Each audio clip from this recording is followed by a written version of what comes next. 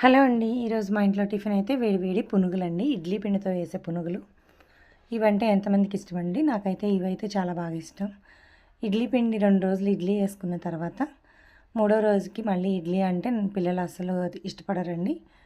అందుకని చెప్పి చక్కగా ఇడ్లీ పిండిలో కొంచెం ఎక్కువ మైదా కాకుండా కొద్దిగా టీ గ్లాసుడు మైదా కలుపుకొని రాత్రే ఉంచేసినట్టయితే నానబెట్టుకొని పొద్దున్న అయిన తర్వాత దాంట్లో ఉల్లిపాయ ముక్కలు, పచ్చిమిరపకాయలు, జీలకర్ర, కావాల్సినంత ఉప్పు, కొంచెం బేకింగ్ సోడా లేదా తినే సోడా కొంచెం ఎక్కువ వేయకూడదండి. బయట హోటల్స్లో వాళ్ళు వేసినట్టు వేస్తే కనుక లోపల పసుపు రంగు అనేది వచ్చేస్తుంది. బేకింగ్ సోడా ఎక్కువ వేసుకుంటే కడుపులో నొప్పి కూడా వస్తుంది. ఏదో జస్ట్ ఆ పునుగు అనేది పొంగడానికి వరకే మనం బేకింగ్ సోడా చిటికెడు వేసుకుంటే లోపల పిండి కూడా మనకి తెల్లగానే ఉంటుంది. బేకింగ్ సోడా ఎక్కువైన పునుగులు చూడండి పసుపు కలర్లోకి వస్తాయి.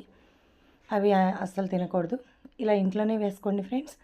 రోడ్డు మీద ఫుడ్ ఎక్కువ తినద్దు. అందరూ ఆరోగ్యంగా ఉండండి. వీడియో నచ్చితే కనుక లైక్ చేయండి.